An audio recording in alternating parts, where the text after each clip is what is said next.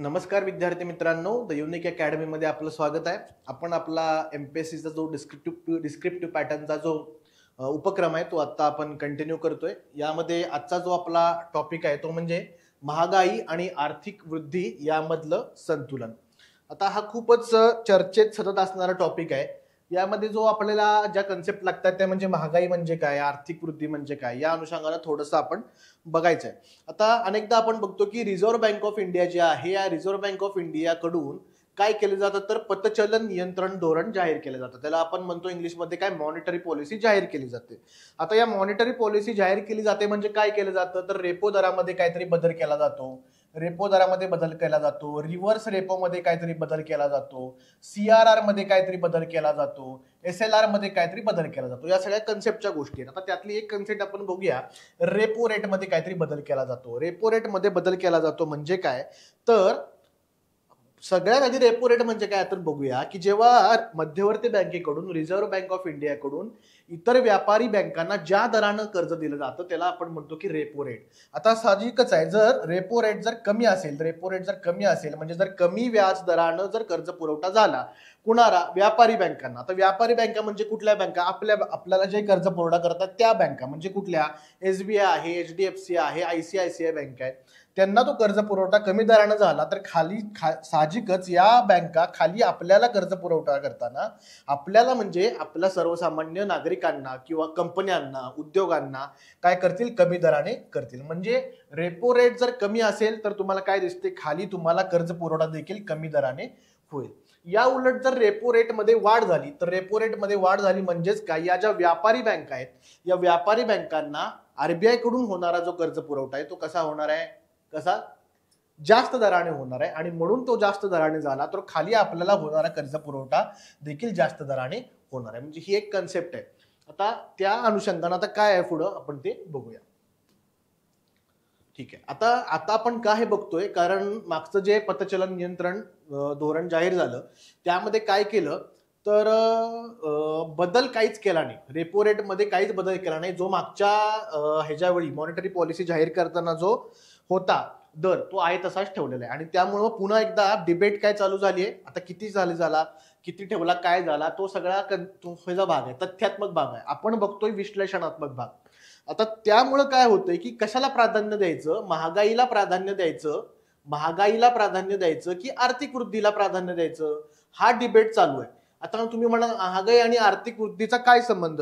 आता बघा, जेव्हा आपण म्हणतो की रेपो रेट काय, रेपो रेट मध्ये दर कमी झालाय, रेपो रेटचा दर कमी झालाय म्हणजे काय, कर्ज मोठ्या प्रमाणावर दिलं जाईल व्यापारी बँकांना. व्यापारी बँक तुम्हाला, आम्हाला, उद्योगांना कर्ज पुरवठा करतील. म्हणजे तुम्हाला काय दिसतं, बाजारामध्ये काय वाढेल, बाजारामध्ये पैसा वाढेल. पैसा वाढला म्हणजे काय होईल, वस्तूंची मागणी वाढेल. पुरवठा वस्तूंचा तेवढाच आहे, मात्र तुम्ही तुमच्याकडे पैसा आला आणि तुम्ही काय वाढवली, मागणी वाढवली. आणि त्यामुळे काय निर्माण होणार आहे, महागाई निर्माण होणार आहे. मग आता महागाई कंट्रोल करायची आहे. मग महागाई कंट्रोल करण्यासाठी पुन्हा आरबीआय काय करेल, रेपो रेट मध्ये काय करेल, बदल करेल. रेपो रेट काय करेल, वाढवेल. मग समजा आरबीआयनं रेपो रेट वाढवला तर मग जे दुसरी बाजू आहे ती काय तर आर्थिक वृद्धीची बाजू आहे. आर्थिक वृद्धीची काय बाजू आहे, तुम्ही जर आम्हाला कर्ज पुरवठाच केला नाही तर आम्ही उद्योगधंदे कसे स्थापन करायचे, आम्ही नवीन नवीन प्लांट कसे टाकायचे, आम्ही नवीन नवीन गुंतवणूक कशी करायची. मग गुंतवणूक झाली नाही, प्लांट स्थापन झाले नाही, मग तुम्ही रोजगार कुठनं निर्माण करणार. मग तुम्ही अशा धोरणामुळे कशावर परिणाम करताय, आर्थिक वृद्धीवर परिणाम करताय. आणि म्हणूनच आजचा आपला जो टॉपिक आहे, आर्थिक वृद्धी विरुद्ध महागाई. महागाई कंट्रोल करायला गेलं तर कशावर परिणाम होतो, आर्थिक वृद्धीवर. आर्थिक वृद्धी अधिक चांगल्या पद्धतीनं व्हावी असं म्हटलं तर कशावर परिणाम होतो, महागाई. मग ह्या काय आहे, हा सगळा संतुलनाचा विषय. आणि म्हणून तुम्ही बघता की भारतामध्ये सुद्धा अर्थतज्ञांमध्ये दोन गट आहेत. एक जो गट आहे तो म्हणतो तुम्ही महागाई नियंत्रित करण्यामध्ये काय करा, तुम्ही त्याच्यावर फोकस करा. आणि दुसरा गट काय म्हणतो की तुम्ही आर्थिक वृद्धी वाढवण्यामध्ये फोकस करा.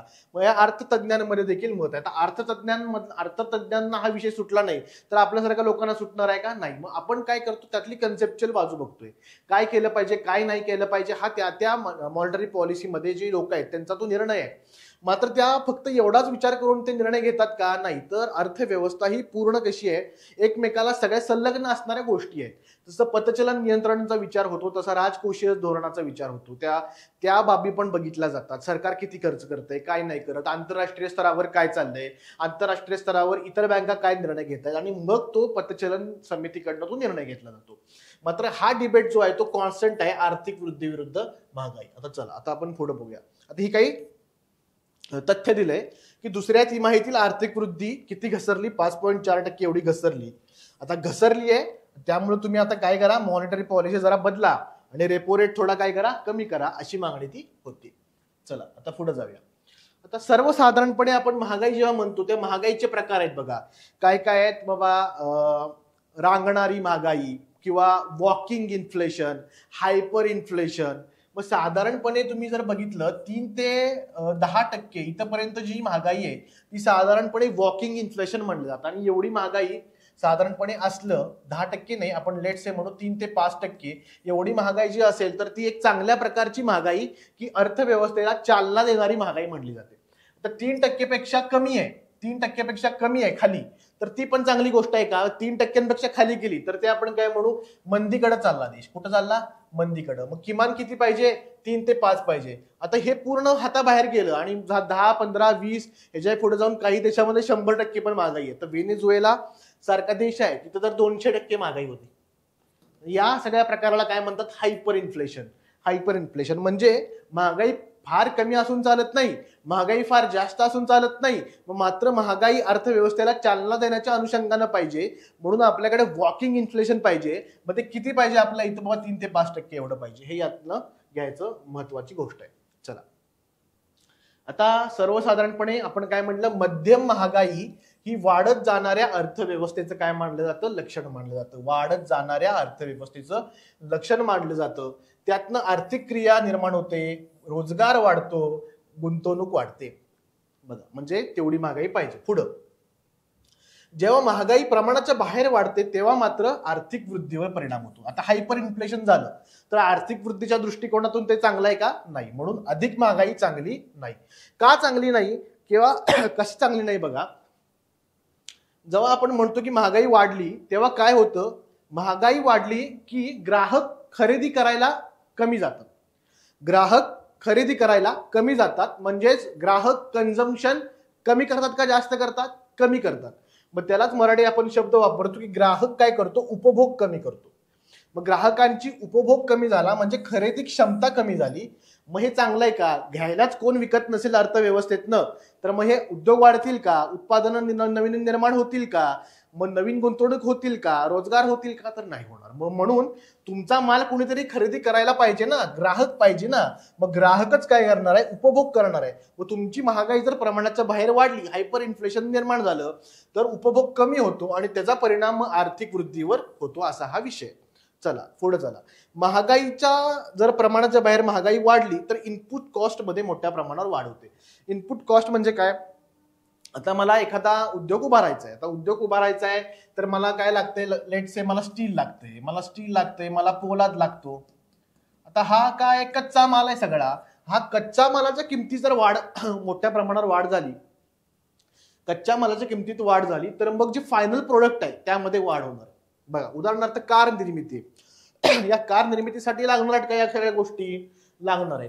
मग या ज्या किमतीत जर वाढ झाली तर फायनल प्रोडक्ट माझी जी कार आहे मला जी निर्माण करायची त्याची पण किंमत पण काय साहजिकच वाढणार आहे. म्हणून इनपुट कॉस्ट मध्ये वाढ झाली तर वस्तूची पुढची किंमत, पुढच्या टप्प्यावरील वस्तूची किंमत वाढते आणि मग काय होतं? मंदी सदृश्य स्थिती निर्माण होते. का? एवढी किंमत वाढली तर खरेदी करायला कोण उपलब्धच नाही. खरेदी करायला कोण उपलब्ध नाही कारण ग्राहक नाहीत. ग्राहक का नाहीत? कारण ग्राहक उपभोग कमी करतोय. हा या ठिकाणीचा मुद्दा आहे. बघा, समजतोय का? बघा तुम्हाला आता असं मानलं जातं की ज्या ठिकाणी महागाई प्रचंड आहे त्या ठिकाणी काय तुम्हाला दिसतंय? कच्च्या मालाच्या किमती पण वाढल्या, सगळं वाढलं. मग अशा ठिकाणी बाहेरची कंपनी येऊन गुंतवणूक करेल का? नाही करणार. म्हणून एफडीआय पण काय होतं? मग कमी होऊ लागतं. तुमच्या अर्थव्यवस्थेमध्ये प्रचंड महागाई आहे. व तुमच्या या प्रचंड महागाई असलेल्या अर्थव्यवस्थेमध्ये आम्ही कशाला बाहेर येऊन गुंतवणूक करू? तुमची अर्थव्यवस्था डबघाईला आली आहे. मग एफडीआय पण काय होतो? मग कमी होतो. बघा हा विपरीत परिणाम आहे. आणि काय होतं, चलनावरचा विश्वास कमी होतो. जसं व्हेनेझुएलाचं उदाहरण सांगितलं, व्हेनेझुएलाच्या मध्ये चलनावरचा लोकांचा विश्वास कमी झाला कारण तिथं महागाईच 200%. म्हणजे साधारण एक ब्रेड खरेदी करायचा म्हणला, समजा तुम्हाला उद्या ब्रेड खरेदी करायला 1000 रुपये लागले, तर मग ते चांगली गोष्ट आहे का? नाही. म्हणजेच काय, तुमचं चलनाचं मूल्य गेलं. म्हणजेच काय, तर चलनावरचा विश्वास कमी झाला. तेच या ठिकाणी हा मुद्दा आहे. खाली तिसरा मुद्दा, जेव्हा महागाई निर्माण होते महागाई, तेव्हा आरबीआय कडून रेपो रेट काय केला जाईल, वाढवलं जाईल. आणि आरबीआय कडनं रेट वाढवला तर या व्यापारी बँका पण रेट वाढवणार आहेत. आणि म्हणून यांच्याकडनं जे खाली कंपन्यांना, उद्योगांना, कुटीर उद्योगांना, लघु उद्योगांना, मध्यम उद्योगांना जे कर्ज दिलं जाणार आहे ते पण काय होणार आहे, कमी होणार आहे. हा विपरीत परिणाम या ठिकाणी होतो. व्यावसायिकांकडून कर्ज घेण्याचे प्रमाण कमी होते. मग या सगळ्यातनं जर आम्हाला कर्जच नाही दिलं तर आम्ही नवीन प्लांट टाकणार नाही, आम्ही नवीन रोजगार निर्माण करणार नाही. म्हणून आम्ही काय करू, गुंतवणूक कमी होऊ. मग त्यालाच एक पारिभाषिक शब्द वापरला जातो की ग्रॉस फिक्स्ड कॅपिटल फॉर्मेशन. यामध्ये काय होते, कमतरता येते. बघा हे सगळं रिपरकशन्स आहेत आर्थिक वृद्धी आणि महागाईच्या अनुषंगाने. मग आता काय केलं पाहिजे, जबाबदार घटक आणि धोरणे. सरकारकडून अनेकदा वित्तीय उत्तेजनाऐवजी वित्तीय शिस्तीचं धोरण अवलंबलं जातं. म्हणजे काय, जे खर्च कमी केला जातो. आता मागच्या आपण लेक्चरमध्ये काउंटर सायक्लिकल जो विषय बघितलेला ना, समजा काय अर्थव्यवस्था ओके चालू आहे, तर ओके चालू आहे किंवा चांगली चालू आहे, तेव्हा सरकार खर्च कमी करतं. म्हणजे सरकार कशाचं पालन करतं, वित्तीय शिस्तीचं पालन करतं. ह्याच्या उलट मंदी आहे तर सरकार खर्च करणार. म्हणजे सरकार कुठलं धोरण अवलंबणार, वित्तीय उत्तेजनाच म्हणतात फिस्कल स्टिम्युलस. वित्तीय उत्तेजनाला म्हणतात फिस्कल स्टिम्युलस. म्हणजे जेव्हा मंदी आहे तेव्हा काय देणार सरकार, फिस्कल स्टिम्युलस देणार. जेव्हा सगळं ओके चालू आहे तेव्हा सरकार काय करणार, वित्तीय शिस्तीचं पालन करणार. आणि या वित्तीय शिस्तीचं जे पालन करणार त्याला शब्द आहे फिस्कल कन्सोलिडेशन. इंग्लिश शब्द आहे फिस्कल कन्सोलिडेशन. बघा, fiscal stimulus versus fiscal consolidation कधी वापरायचं हे आपण बघितले. इतर घटक बघतोय. आता मॉनिटरी पॉलिसी जसं बघितलं तसं राजकोषीय अनुषंगानं काय बाबा आहे ते आपण बघतोय. सरकारकडून सार्वजनिक खर्च केला जाईल. ग्रामीण भागामध्ये मोठ्या प्रमाणावर पायाभूत सुविधांचा खर्च केला जाईल. आता जर तो कमी केला, ह्याच्या उलट सांगतोय, हा खर्च जर कमी असेल तर आर्थिक वृद्धीवर परिणाम होणार आहे. बरोबर आहे ना. म्हणजे सरकारने वित्तीय शिस्तीचं पालन केलं, फिस्कल कन्सोलिडेशन या तत्वाचं पालन केलं तर खर्च कमी झाल्यामुळे आर्थिक वृद्धीवर परिणाम होणार आहे. अत्यंत बरोबर आहे. पुढं तिसरा मुद्दा काय म्हणलाय, खाजगी उपभोग हा आर्थिक वृद्धीचा अग्रगण्य घटक मानला जातो. मात्र महागाई वाढल्यामुळे खाजगी उपभोग हा कमी होताना दिसतो. परिणामी वस्तू आणि सेवांची मागणी कमी होते. आता एवढं झालं, एवढी महागाई निर्माण झाली तर काय होतं, मला खायला प्यायलाच एवढा खर्च होतोय तर मी इतर गोष्टींवर खर्च कुठला करू. खायला प्यायलाच माझ्यावर एवढा खर्च होतोय, म्हणजे एवढा खर्च होतोय की मला इतर गोष्टी करायला वेळच नाही, इतर गोष्टी मला खरेदी करायला माझ्याकडे पैसाच नाही. एवढी महागाई निर्माण झाली आहे. मग इतर गोष्टी खरेदी करायला माझ्याकडे पैसा नाही म्हणजे मी इतर वस्तूंची मागणी वाढवेल का, नाही. मग त्या वस्तू पडून राहतील. त्या वस्तू पडून राहिल्या तर नवीन उत्पादन होईल का, नाही होणार. नवीन उत्पादन नाही झालं तर कामगारांना काम मिळेल का, नाही मिळणार. मग अजून रोजगारात वाढ होईल का, नाही मिळणार. म्हणून खाजगी उपभोग कमी झाला तर हा विपरीत परिणाम होतो. तेच इथं म्हणलंय की अन्न पदार्थाच्या उत्पादनामध्ये कपात झाली, पुरवठा कमी झाला तर काय होतं, महागाई निर्माण होते आणि ग्राहकांचा अधिक खर्च अन्न पदार्थांवर होतो. आता मी अन्न पदार्थांवर एवढा खर्च करतोय तर मी चैनीच्या वस्तू म्हणजे हार्डवेअर वगैरे या गोष्टी मी खरेदी करीन का, ऑटोमोबाईल्स, मला स्कूटी घ्यायची, कार घ्यायची, माझ्याकडे पैसाच नाही कारण मला यावरच मोठ्या प्रमाणावर खर्च करावा लागतो अन्नधान्याची महागाई निर्माण झाल्यामुळं. आणि म्हणून हा त्याचा विपरीत परिणाम या ठिकाणी आपल्याला पाहायला मिळतो. चला पुढे चला. मग आता आपण काय केलं पाहिजे, मागच्याही लेक्चरमध्ये आपण बघितलं भांडवली खर्चामध्ये आपण वाढ केली पाहिजे. भांडवली खर्च म्हणजे काय, मी रस्ता बांधला, मी काय केलं, इमारती बांधल्या, मी काय केलं, उद्योगधंदे उभारले, दॅट्स कॉल्ड भांडवली खर्च, ज्याला आपण म्हणतो कॅपिटल एक्सपेंडिचर. बरोबर आहे. मग त्यामध्ये वाढ करा. दुसरं, अन्नधान्याच्या किमती वाढत असतील तर योग्य पातळीवर हस्तक्षेप केला पाहिजे आणि अन्नधान्याची महागाई कमी केली पाहिजे. अगदी बरोबर आहे. मग या अनुषंगानं सरकारचा काहीतरी स्टॅबिलायझेशन फंड म्हणून असतो. स्टॅबिलायझेशन फंड असतो किंवा सरकारकडं काहीतरी काय असतं, आपण म्हणू की साठा असतो अन्नधान्याचा. मग तो साठा काय करतं, सरकार बाजारामध्ये उतरवतं जेणेकरून अन्नधान्याची टंचाई कमी होईल. हे सगळे धोरणात्मक उपाय केले जातात जेणेकरून अन्नधान्याची महागाई काय होईल, कमी होईल. तिसरं, निर्मिती क्षेत्र आणि कामगारांवर आधारित असणारे क्षेत्र यांना सरकारने प्रोत्साहन दिले पाहिजे. आता निर्मिती क्षेत्र म्हणजे व्हॉट, मॅन्युफॅक्चरिंग सेक्टर. मग सध्या आपली कोणती योजना आहे, तर आपली प्रोडक्शन लिंक सबसिडीज म्हणजे उत्पादन आधारित अनुदाने. प्रोडक्शन लिंक सबसिडीज म्हणजे उत्पादन आधारित अनुदाने, म्हणजे जेवढं तुम्ही उत्पादन कराल तेवढं तुम्हाला काय करेल, सरकार काय करेल, सबसिडी देईल. अशी सध्या योजना ही कार्यरत आहे बघा, प्रोडक्शन लिंक सबसिडी. परत अनेकदा उद्योगांचं काय असतं, बाबा आमच्या इथं तुम्ही एवढे कामगार कायदे कडक केलेत त्यामुळे आम्हाला बिझनेस करायलाच अवघड होतोय. मग त्यावेळी आपण काय म्हणू की बाबा ईज ऑफ डुईंगला चालना देण्याच्या अनुषंगाने कामगार कायद्यामध्ये सुधारणा केल्या पाहिजेत. हा उपाय देखील केला जाऊ शकतो. काय काय उपाय करता येतील या अनुषंगाने हे सगळं आपण बघितलं. आणि मगाशी तुम्हाला सांगितल्याप्रमाणे आपण कुठली पॉलिसी, काउंटर सायक्लिकल म्हणजे बाजार नीट चालू आहे, व्यवस्थित चालू आहे तर सरकारनं माघार घ्यायची. बाजार मंदीमध्ये आहे तर सरकारनं सक्रिय भूमिका बजावायची. त्याला आपण म्हणतो काउंटर सायक्लिकल किंवा प्रतिचक्रीय धोरण तुम्ही म्हणू शकता मराठीमध्ये. आणि त्याचा वापर केला पाहिजे. म्हणजे आर्थिक वृद्धी महागाईचा विचार करताना दोन धोरणांचा विचार करावा लागतो, पतचलन नियंत्रण धोरण आणि राजकोषीय धोरण. पतचलन नियंत्रण धोरण रिझर्व्ह बँक ऑफ इंडियाकडून जाहीर केलं जातं. राजकोषीय धोरण सत्तेवर असलेल्या सरकारकडून निश्चित केलं जातं. तो एक धोरणात्मक विषय असतो, आपण म्हणू कार्यकारी शासनाकडून निश्चित केलं जातं. अशा प्रकारे वित्तीय धोरण आणि आपण दुसरं कुठलं बघितलं, पतचलन धोरण, याचा एकंदर आपल्या अर्थव्यवस्थेवर कसा परिणाम होतो या अनुषंगाने हे आपण आर्टिकल बघितलं. हे अत्यंत डिटेलरित्या एकदम सूक्ष्म ज्या गोष्टी आहेत त्या आपण एक्सप्लेन केल्यात बुलेटिनमध्ये. अधिक माहितीसाठी तुम्ही बुलेटिन वाचा. धन्यवाद.